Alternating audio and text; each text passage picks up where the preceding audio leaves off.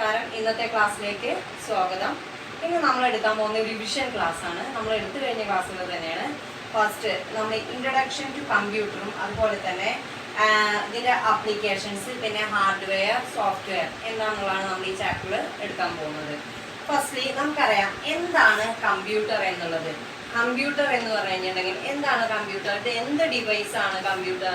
Computer is an electronic digital device. അപ്പോൾ what is mean by computer എന്ന് പറഞ്ഞാൽ നമുക്ക് കമ്പ്യൂട്ടർ എന്ത് ഡിവൈസ് ആണെന്ന് വെച്ചാൽ ഇലക്ട്രോണിക് ഡിവൈസ് ആണ് കമ്പ്യൂട്ടർ. നെക്സ്റ്റ് അതിൻ്റെ ഡെഫിനിഷൻ എന്താണ് കമ്പ്യൂട്ടർ എന്നുള്ളത്?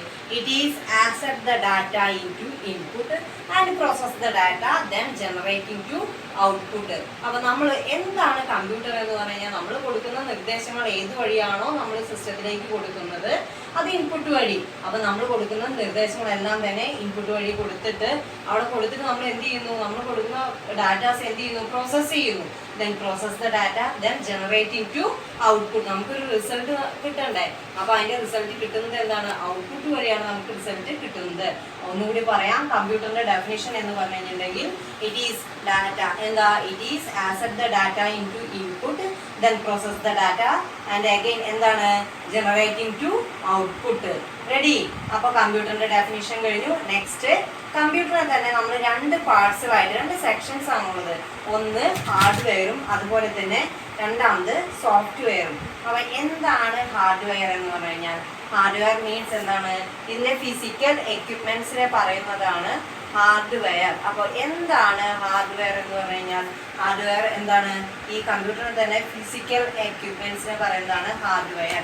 അതിൽ നമുക്ക് കീബോർഡ് പെടാം, മൗസ് പെടാം, അതുപോലെ തന്നെ UPS, കേബിൾസ്, സ്റ്റോറേജ് ഡിവൈസ്, ഇതെല്ലാം എന്താണ്? ഫിസിക്കൽ എക്യുപ്മെന്റ്സ് ആണ്. ഇതിനൊക്കെ കൂടി പറയുന്ന പേരാണ് hardware. Next software. Software means എന്താണ് സോഫ്റ്റ്വെയർ? ഇതെല്ലാം ക്രോഡീകരിച്ചുകൊണ്ട് നമ്മൾ ചെയ്യുന്ന എന്ത് പ്രോഗ്രാംസിനെയാണ് എന്ത് പറയുന്നത്? സോഫ്റ്റ്വെയർ. അപ്പോൾ ഹാർഡ്വെയർ എന്ന് പറഞ്ഞു കഴിഞ്ഞാൽ physical equipments, then software. Software എന്ന് പറഞ്ഞാൽ ഇതെല്ലാം ഉപയോഗിച്ചിട്ട് ഹാർഡ്വെയർ ഉപയോഗിച്ചിട്ട് ചെയ്യുന്ന പ്രോഗ്രാംസ് ആണ് എന്ത്? സോഫ്റ്റ്വെയർ എന്ന് പറയുന്നത്. Software is operating system and programs. അപ്പോൾ എന്താണ് സോഫ്റ്റ്വെയർ എന്ന് പറഞ്ഞാൽ? Software is a operating system and programs. Then എന്താണ് ഓപ്പറേറ്റിംഗ് സിസ്റ്റം എന്നുള്ളത്? നമുക്കറിയാം ഒരു സിസ്റ്റം എങ്ങനെയാണ് പ്രവർത്തിക്കേണ്ടത് എന്ന നിർദ്ദേശങ്ങൾ കൊടുക്കുക. How to instruct. ഇതിനെയാണ് എന്ത്? ഓപ്പറേറ്റിംഗ് സിസ്റ്റം എന്ന് പറയുന്നത്. അതുപോലെ തന്നെ programs or applications perform different functions. അപ്പോൾ എന്താണ് പ്രോഗ്രാംസ് എന്ന് പറഞ്ഞു കഴിഞ്ഞിട്ടുണ്ടെങ്കിൽ? Programs or applications perform different functions. ഈ പ്രോഗ്രാംസും അതുപോലെ തന്നെ ഈ ഓപ്പറേറ്റിംഗ് സിസ്റ്റം രണ്ടും കൂടിയതാണ് നമുക്ക് എന്ത്? അതിൻ്റെ സോഫ്റ്റ്വെയർ എന്ന് പറയുന്നത്. അടുത്ത സെക്ഷൻ നമുക്ക് ഇൻഫർമേഷൻ പ്രോസസ്സിംഗ് സൈക്കിൾ ആണ്. ഇൻഫർമേഷൻ പ്രോസസ്സിംഗ് സൈക്കിൾ എന്ന് പറഞ്ഞിട്ടുണ്ടെങ്കിൽ എന്താണ്? It is a sequence of events in processing information which ഏതൊക്കെ? Input, processing, then output. ഈ മൂന്ന് സെക്ഷൻസ് ഉണ്ട്. ഈ മൂന്ന് പാർട്സ് ഉണ്ടെങ്കിലാണ് നമ്മുടെ പ്രോസസ്സിംഗ് സൈക്കിൾ പൂർത്തിയാവുള്ളൂ. അപ്പോൾ നമ്മുടെ ഇൻഫർമേഷൻ പ്രോസസ്സിംഗ് സൈക്കിളിൽ ഫസ്റ്റ് വരുന്നത് ഇൻപുട്ട്. ഇൻപുട്ട് എന്ന് പറയുമ്പോൾ നമ്മൾ മുന്നേ ഡെഫിനിഷൻ ഞാൻ പറഞ്ഞിട്ടുള്ളതാണ്. നമ്മൾ ഏതെല്ലാം വഴിയാണോ നമ്മുടെ സിസ്റ്റത്തിലേക്ക് നിർദ്ദേശങ്ങൾ കൊടുക്കുന്നത് അതെല്ലാം ഏതിൽ പെടുന്നു? ഇൻപുട്ട് ഡിവൈസിൽ പെടുന്നു. നമുക്കറിയാം ഏതെല്ലാം വഴിയാണ് നമ്മൾ സിസ്റ്റത്തിലേക്ക് ഇൻപുട്ട് ഡിവൈസുകൾ എന്ന് പറയുമ്പോൾ തന്നെ നമുക്ക് നമ്മൾ നിർദ്ദേശങ്ങൾ കൊണ്ടുപോകുന്ന കീബോർഡ്, ദെൻ മൗസ്, കീബോർഡ് വഴി കൊടുക്കാം, മൗസ് വഴി കൊടുക്കാം, സ്കാനർ, പിന്നെ ജോയ്സ്റ്റിക്ക്, മൈക്ക, അതെല്ലാം നമ്മൾ ഏതിൽ പെടുന്നതാണ്? ഇൻപുട്ട് ഡിവൈസുകളിൽ പെടുന്നതാണ്. പിന്നെ അപ്പോൾ നമ്മൾ ഈ ഇൻപുട്ട് ഡിവൈസ് എന്ന് പറഞ്ഞു കഴിഞ്ഞാൽ നമ്മൾ എക്സാമ്പിൾസ് ഒന്നും കൂടി പറഞ്ഞുതരാം. Input device keyboard, mouse, scanner, പിന്നെ ഏതാണ് ജോയ്സ്റ്റിക്ക്, മൈക്ക, ഇതെല്ലാം ഏതിൽ പെടുന്നതാണ്? ഇൻപുട്ട് ഡിവൈസുകളിൽ പെടുന്നതാണ്. ദെൻ പ്രോസസ്സിംഗ് എന്ന് പറഞ്ഞു കഴിഞ്ഞാൽ എന്താണ്? Perform the operation on the of the data. അതായത് നമ്മൾ കൊടുക്കുന്ന ഡാറ്റാസ് ഉപയോഗിച്ചിട്ട് നമുക്ക് എന്താണ്? പ്രോസസ്സ് ചെയ്യുക. അതായത് നമ്മൾ ഇപ്പോൾ നിർദ്ദേശങ്ങൾ കൊടുത്തു കഴിഞ്ഞു, ആ കൊടുക്കുന്നതിന് അനുസരിച്ച് നമ്മൾ ഓപ്പറേഷൻ ചെയ്യുക. Processing performing the operation on the data. Next എന്താണ് ഔട്ട്പുട്ട്. ഔട്ട്പുട്ട് എന്ന് പറഞ്ഞു കഴിഞ്ഞാൽ നമ്മൾ കൊടുക്കുന്ന നിർദ്ദേശങ്ങൾക്ക് അനുസരിച്ചിട്ട് അത് എന്ത് ചെയ്തു, പ്രോസസ്സ് ചെയ്തു. ദെൻ നമുക്ക് നല്ല അക്യുറേറ്റ് ആയിട്ടുള്ള ഒരു റിസൾട്ട് കിട്ടുന്നത് അതാണ് എന്ത് ഔട്ട്പുട്ട് ഡിവൈസ് എന്ന് പറയുന്നത്. അപ്പോൾ ഇൻപുട്ട് ഡിവൈസ് എന്ന് പറഞ്ഞു കഴിഞ്ഞാൽ നമ്മൾ കൊടുക്കുന്ന നിർദ്ദേശങ്ങൾ കൊടുക്കുന്നു ഇൻപുട്ട് വഴി. പിന്നെ നെക്സ്റ്റ് പ്രോസസ്സിംഗ് ആണ്. പ്രോസസ്സിംഗ് ചെയ്യുക എന്ന് പറഞ്ഞു കഴിഞ്ഞാൽ എന്താ, നമ്മൾ കൊടുക്കുന്നതെല്ലാം എന്താണ് അത് പെർഫോം ചെയ്യുക, അതായത് ഓപ്പറേറ്റ് ചെയ്യുക എന്നുള്ളത്. അതിൻ്റെ ഉള്ളിൽ പെർഫോം ചെയ്ത് ഓപ്പറേറ്റ്, നമ്മൾ കൊടുക്കുന്ന നിർദ്ദേശങ്ങൾ ഡാറ്റാസ് പെർഫോം ചെയ്ത് ഓപ്പറേറ്റ് ചെയ്യുന്നു. നെക്സ്റ്റ് ഔട്ട്പുട്ട് ആണ്. ഔട്ട്പുട്ട് എന്ന് പറയുമ്പം ഇതെല്ലാം ഉപയോഗിച്ച് നമുക്ക് അക്യുറേറ്റ് റിസൾട്ട് തരുന്നത് അതാണ് ഔട്ട്പുട്ട് എന്ന് പറയുന്നത്. Next storage. സ്റ്റോറേജ് എന്ന് പറഞ്ഞാൽ എന്താ, സ്റ്റോർ ദ ഡാറ്റ. നമ്മൾ കൊടുക്കുന്ന നിർദ്ദേശങ്ങൾ സേവ് ചെയ്ത് വെക്കുന്നു. നമുക്ക് എപ്പോഴാണോ അത് ഉപയോഗിക്കേണ്ടത് അപ്പോൾ നമുക്കത് ഉപയോഗിക്കാം. അതാണ് സ്റ്റോർ ചെയ്യുക എന്ന് പറയുന്നത്, സ്റ്റോറേജ് ചെയ്യുക എന്ന് പറഞ്ഞു കഴിഞ്ഞാൽ. പിന്നെ നെക്സ്റ്റ് ഇൻപുട്ട് ഡിവൈസ് എന്താണെന്നുള്ളത് നോക്കാം. ഇൻപുട്ട് ഡിവൈസ് എന്ന് പറഞ്ഞു കഴിഞ്ഞാൽ നമ്മൾ സിസ്റ്റത്തിലേക്ക് ഏതെല്ലാം വഴിയാണോ കൊടുക്കുന്നത് എന്ന് പറയുന്നത്, നിർദ്ദേശങ്ങൾ ഏതെല്ലാം വഴിയാണോ കൊടുക്കുന്നത്, ഡാറ്റാസ് ഏതെല്ലാം വഴിയാണോ കൊടുക്കുന്നത് അതിനെയാണ് ഇൻപുട്ട് ഡിവൈസ് എന്ന് പറയുന്നത് ഞാൻ പറഞ്ഞിരുന്നു. അതിൽ ഫസ്റ്റ് വൺ കീബോർഡ്. കീബോർഡ് നമുക്ക് ഏകദേശം ഞാൻ നിങ്ങളെ കൊണ്ട് ചെയ്യിപ്പിച്ചിട്ടുള്ളതാണ്. ഒരു കീബോർഡിന് ഏകദേശം 100 to 105, അതായത് 100 മുതൽ 105 വരെയുള്ള കീകൾ നമ്മൾ കീബോർഡിൽ ഉണ്ടായിരിക്കും. എത്ര ടൈപ്പ് കീസ് ആണ് നമ്മൾ കീബോർഡിൽ ഉള്ളത്, ഏതൊക്കെയാണ്, എത്ര ടൈപ്പ് കീ ആണ് കീബോർഡിൽ? First numeric, number keys,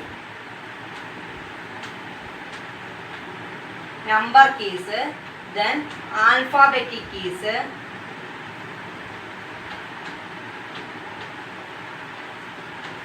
functional keys,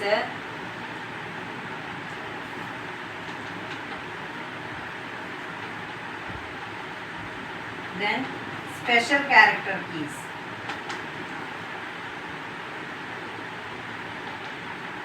അപ്പോൾ ഒരു കീബോർഡിൽ എത്ര ടൈപ്പ് കീ ഉണ്ട്?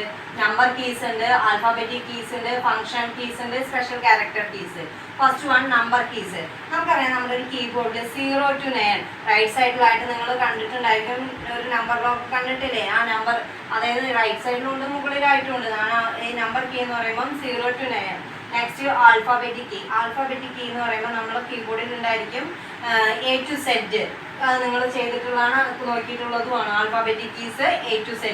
Next function keys. ഏറ്റവും മുകളിലായിട്ട് F1 to F12 വരെ കാണാവുന്നതാണ് ഫങ്ഷണൽ കീസ്.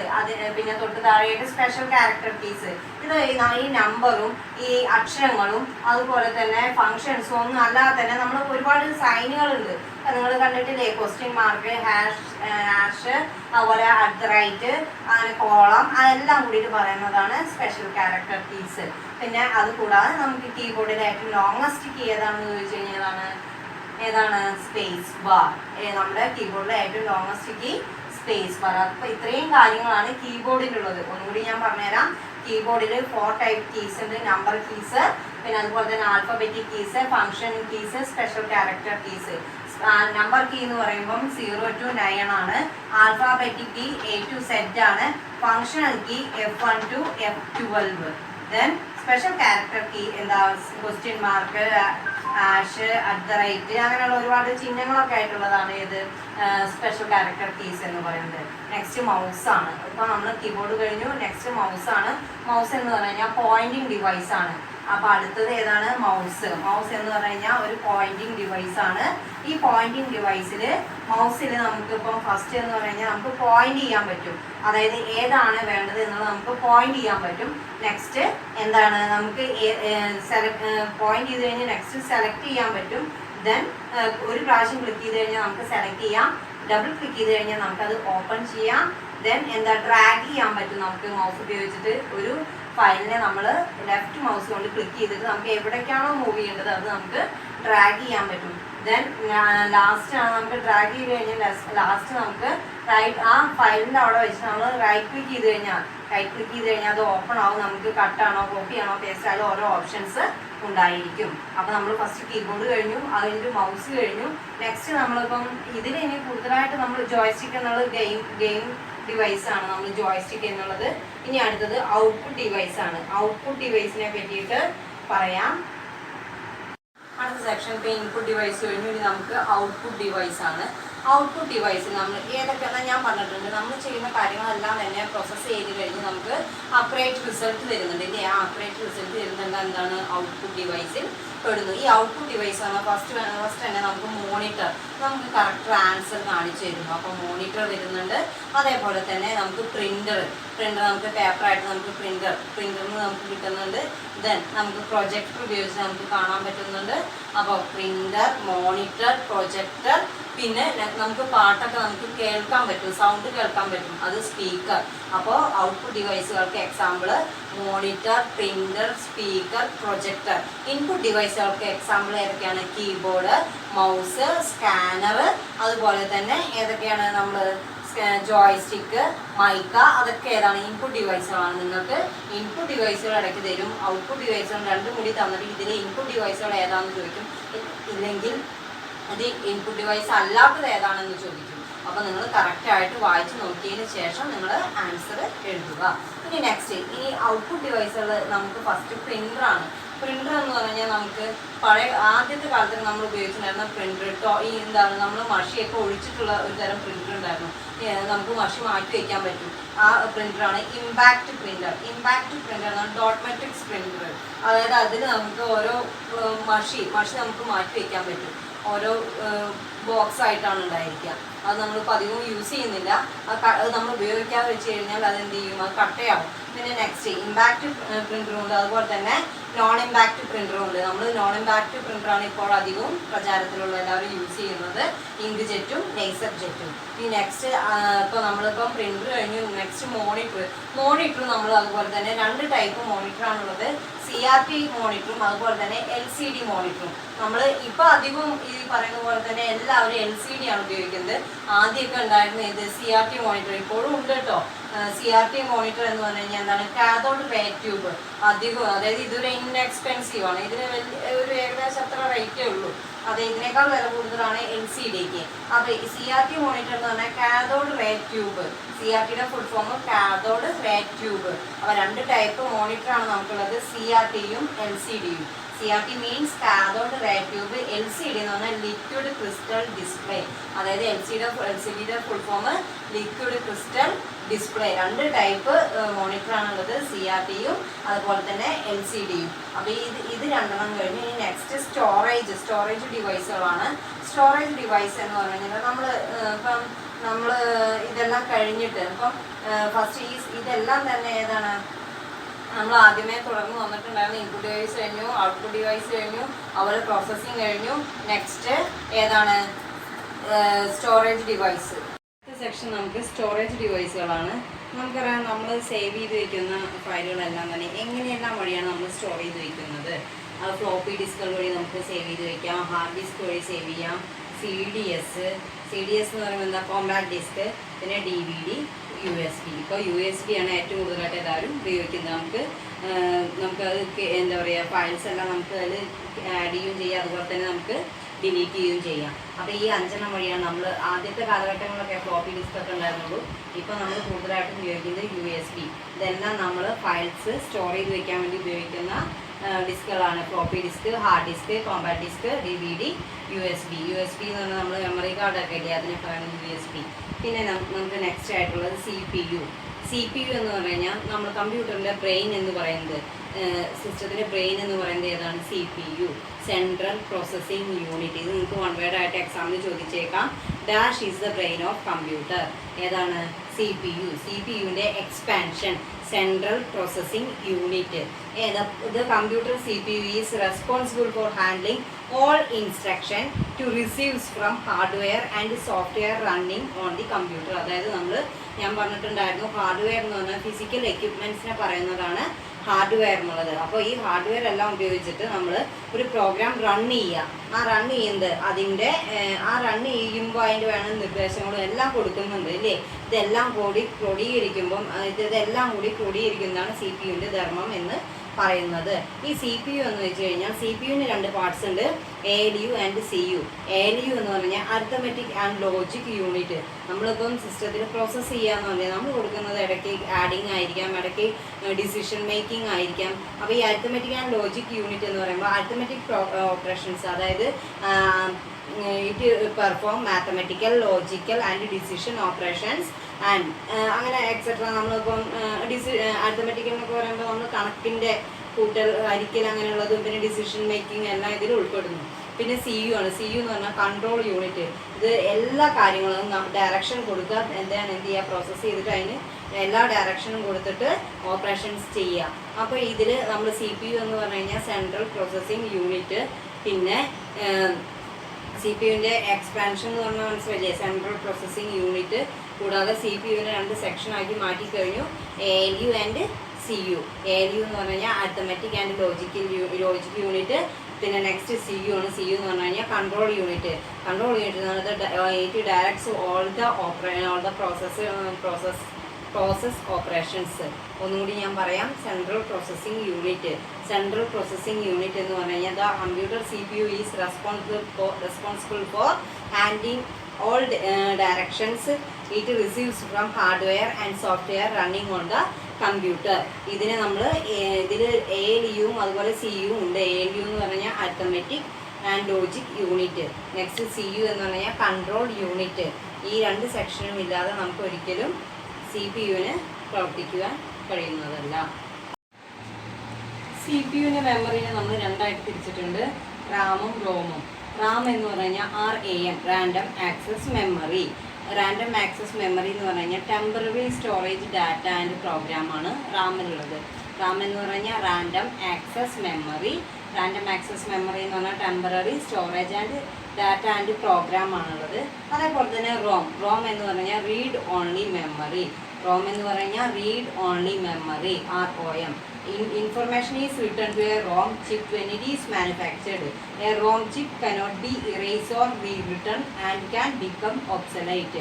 അപ്പോൾ റാം എന്ന് പറഞ്ഞാൽ temporary storage and data and program ആണ്. അതേസമയം റോം എന്ന് പറഞ്ഞാൽ it cannot be erase or rewritten. It cannot be erase or rewritten. അതാണ് റോം എന്ന് പറയുന്നത്. നമുക്ക് ഇതിലത്തെ മെമ്മറിയിൽ നമ്മൾ സ്റ്റോർ ചെയ്ത് വയ്ക്കുന്നത് ഓരോന്നും നിങ്ങളിപ്പോൾ കേട്ടിരിക്കും, KB, MB, ബൈറ്റ്, അതൊക്കെ എന്താണെന്നുള്ളത് നമുക്ക് നോക്കാം. ഒരു ബൈറ്റ് എന്ന് പറഞ്ഞു കഴിഞ്ഞാൽ 8 ബിറ്റ് ചേർന്നതാണ് ഒരു ബൈറ്റ്. അതേപോലെ തന്നെ 1024 ബൈറ്റ് എന്ന് പറഞ്ഞു കഴിഞ്ഞാൽ ഒരു KB എന്ന് പറഞ്ഞു കഴിഞ്ഞാൽ ഒരു കിലോ ബൈറ്റ്. 1024 കിലോ ബൈറ്റ് എന്ന് പറഞ്ഞു കഴിഞ്ഞാൽ ഒരു മെഗാബൈറ്റ്. 1024 മെഗാബൈറ്റ് എന്ന് പറഞ്ഞു കഴിഞ്ഞാൽ ഒരു GB, ഒരു ജിഗാബൈറ്റ്. 1024 GB എന്ന് പറഞ്ഞു കഴിഞ്ഞാൽ ഒരു ടെറാബൈറ്റ്. അപ്പോൾ ഇത് എക്സാമിന് ചോദിച്ചേക്കാം കേട്ടോ. ഇതിൻ്റെയൊക്കെ എക്സ്പാൻഷനും ചോദിച്ചേക്കാം. ഒന്നുകൂടി ഞാൻ പറഞ്ഞുതരാം. റാം എന്ന് പറഞ്ഞു കഴിഞ്ഞാൽ റാൻഡം ആക്സസ് മെമ്മറി. പിന്നെ അത് ടെമ്പററി സ്റ്റോറേജ് ഡാറ്റ ആൻഡ് പ്രോഗ്രാമാണ്. പിന്നെ റോം എന്ന് പറഞ്ഞു കഴിഞ്ഞാൽ നമുക്ക് റീഡ് ഓൺലി മെമ്മറിയാണ്. അതിനെ നമുക്ക് it cannot be erase or rewritten. നമുക്ക് ഒരിക്കലും നമുക്ക് ഇറേസ് ചെയ്യാനോ റീറിട്ടൺ ചെയ്യാനോ നമുക്ക് സാധ്യമല്ല. പിന്നെ അടുത്തത് ഇതിൽ 1 ബൈറ്റ് 8 ബിറ്റ് ചേർന്നാലാണ് ഒരു ബൈറ്റ് ആവുന്നത്. ഒരു കിലോ ബൈറ്റ് എന്ന് പറഞ്ഞാൽ 1024 ബൈറ്റാണ്. ഒരു മെഗാബൈറ്റ് എന്ന് പറഞ്ഞാൽ 1024 കിലോ ബൈറ്റാണ്. ഒരു ജിഗാബൈറ്റ് എന്ന് പറഞ്ഞാൽ 1024 മെഗാബൈറ്റാണ്. ഒരു ടെറാബൈറ്റ് എന്ന് പറഞ്ഞാൽ 1024 ജിഗാബൈറ്റാണ്. ഇത്രയും കാര്യങ്ങളാണ് മെമ്മറിയിൽ വേണ്ടിയിട്ട് നമുക്ക് ഇമ്പോർട്ടൻ്റ് ആയിട്ട് പഠിക്കാനുള്ളത്. പിന്നെ നമുക്ക് അടുത്ത് ഇതിൻ്റെ ലാസ്റ്റ് സെക്ഷനായിട്ട് വരുന്നത് ആപ്ലിക്കേഷൻസ് ഓഫ് കമ്പ്യൂട്ടറാണ്. നമ്മൾ ഇപ്പോൾ എന്തിനെല്ലാമാണ് നമ്മൾ കമ്പ്യൂട്ടർ യൂസ് ചെയ്യുന്നത് എന്ന് വെച്ച് കഴിഞ്ഞാൽ നമുക്കറിയാം. ഇപ്പോൾ എല്ലാ കാര്യങ്ങളും നമുക്കൊരു ഇപ്പോൾ മെഡിക്കൽ ഷോപ്പിൽ പോകണമെങ്കിലും എന്തുണ്ടാവും, അവിടെ നമുക്ക് പെട്ടെന്ന് ബില്ലുകളെല്ലാം റെഡി ആകാൻ വേണ്ടിയിട്ട് അവിടെ കമ്പ്യൂട്ടർ ഉണ്ട്. അതേപോലെ തന്നെ ഇൻ്റർനെറ്റ് കഫേയിൽ സർട്ടിഫിക്കറ്റ് തയ്യാറാക്കാൻ, മാരേജിന് വേണ്ടിയിട്ടുള്ളത്, പിന്നെ examinations, computer in business, banking, ATM etcetera. നമ്മളിപ്പോൾ എല്ലാ മേഖലകളിലും നമുക്ക് കമ്പ്യൂട്ടർ കൂടിയേ തീരൂ എന്നുള്ളതായി കഴിഞ്ഞിരിക്കുന്നു. ഇത്രയും കാര്യങ്ങളാണ് നമ്മൾ ഈ റിവിഷൻ, ഞാൻ മൊത്തത്തിലൊന്ന് റിവിഷൻ ചെയ്തതാണ്. നിങ്ങൾക്ക് ഇതിൽ നിന്നൊക്കെ ഒരുപാട് പഠിക്കാനും ഉണ്ട്. അതുപോലെ തന്നെ ഈ പാഠം വളരെ ഇമ്പോർട്ടൻറ്റുമാണ്, ബേസിക് ആയിട്ടുള്ളതാണ്. ഇത് നല്ലതുപോലെ തന്നെ പഠിക്കുക. ഇത്ര തന്നെയാണ് ഈ ചാപ്റ്ററിലുള്ളത്. Okay, thanks.